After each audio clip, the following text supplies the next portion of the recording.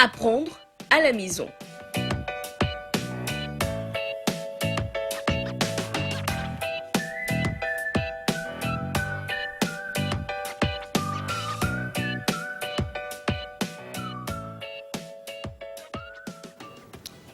Bonjour chers élèves et bienvenue à cette séance du donner et du recevoir. Et c'est beaucoup plus vous qui allez recevoir en ces temps de confinement parce que nous ne sommes pas véritablement en contact. Très bien. Aujourd'hui, nous sommes en pleine séance de géographie niveau 3e qui porte sur les climats, végétation et sols de l'Afrique.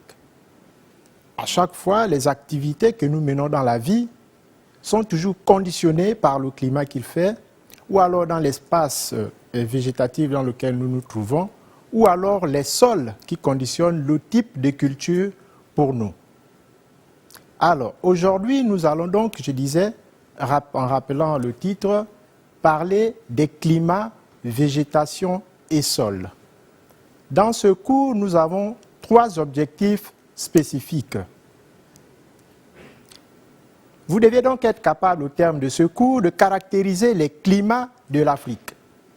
En parlant de caractériser, ici, nous faisons allusion à chaque type de climat et les éléments qui permettent donc de le différencier de notre climat.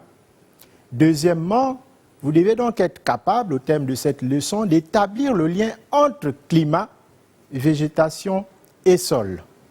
Et enfin, vous devez être capable de dégager, à la fin donc de cette séquence, l'impact du climat sur la vie des hommes. Séquence suivante.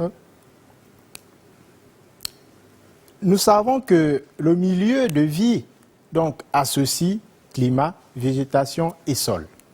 Il faut également dire ici que par définition, le climat est l'état moyen de l'atmosphère au cours d'une année, au cours d'une période bien précise.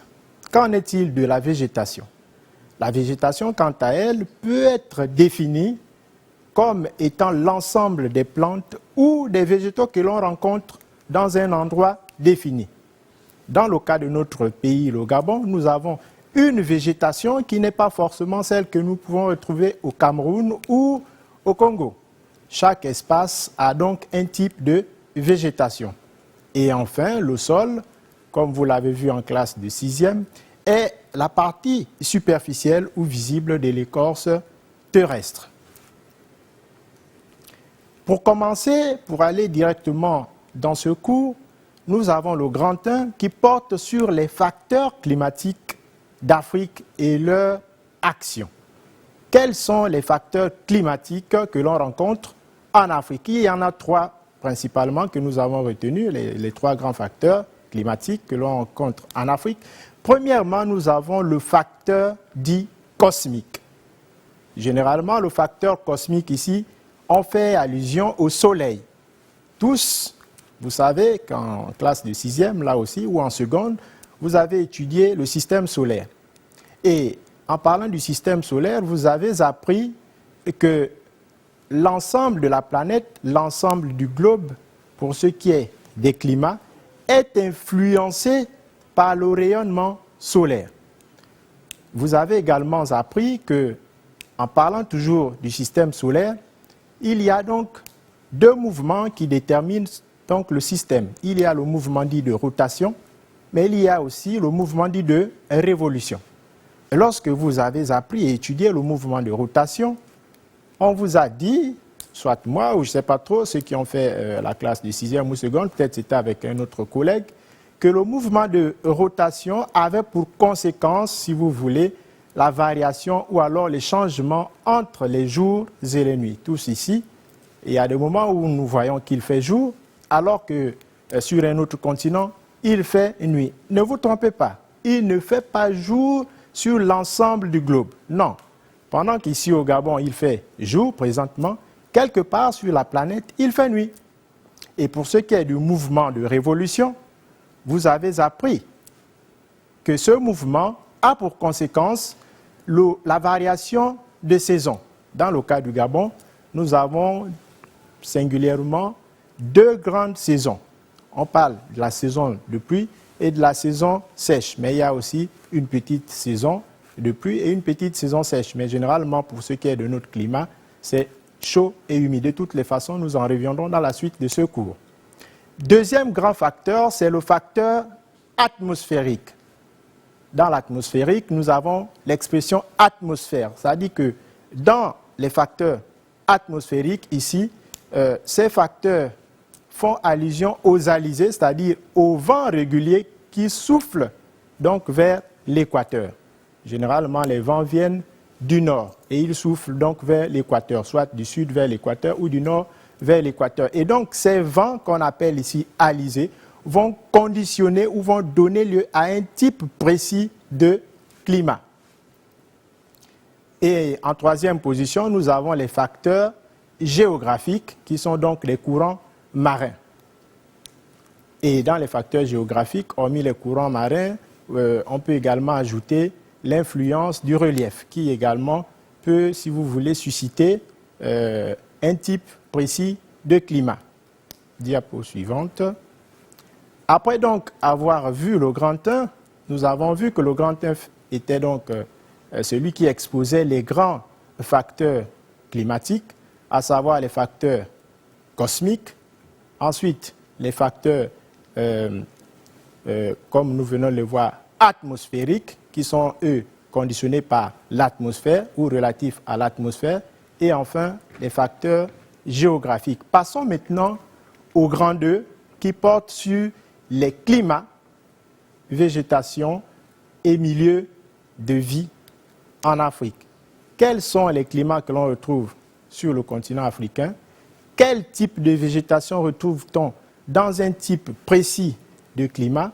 Ou alors un type précis de climat donne naissance à quel type de végétation et quelle est la vie qui en dépend? Retenons ici que dans un tableau synthétique que nous avons élaboré, vous le verrez tout à l'heure avec des explications plus amples, les climats, végétation sont, si vous voulez, liés. Une végétation, un climat, un type de végétation bien précis. Et il faut également ajouter en deuxième position ou dans la suite qu'il faut établir dans le cadre de ce grand 2 le lien qui existe donc entre climat, végétation et sol. Si nous sommes au Gabon, climat équatorial, on va le voir tout à l'heure, quel type de végétation retrouve-t-on alors au Gabon? Et quels sont les sols que l'on retrouve également au Gabon, mais qui sont en fonction du climat? Diapo suivante. Il faut donc toujours dans le même point, le grand 2, dégager l'impact du climat sur la vie des hommes. Les activités que nous menons au quotidien sont fonction ou alors dépendent du climat qu'il fait. Lorsqu'il pleut, vous, nombreux sont les élèves qui souvent ne vont pas en classe, qui s'absentent, qui sèchent. Nous sommes souvent en classe, on se rend compte que les élèves ne viennent pas ou ne sont pas venus. Tout simplement parce qu'il a plu. Puisque dans notre pays, nous savons qu'il pleut abondamment, surtout ici à Libreville. Diapo suivante. Nous allons mieux vous expliquer cela dans cette carte que nous avons donc prise pour vous. C'est la carte climatique de l'Afrique pour mieux, si vous voulez, étayer, pour mieux illustrer ce que nous venons de dire plus haut. Alors, ici, nous avons donc la carte climatique de l'Afrique. Comme vous le voyez ici, nous avons donc un ensemble de climats. Nous avons un ensemble de climats ici, les grands ensembles climatiques donc, que l'on retrouve sur le continent africain en partant de l'équateur vers le nord ou alors de l'équateur vers le sud. Nous avons le domaine dit équatorial ou climat équatorial. Le domaine dit équatorial ou climat équatorial, c'est cette zone en vert foncé que vous voyez ici, là où c'est écrit Yaoundé en blanc.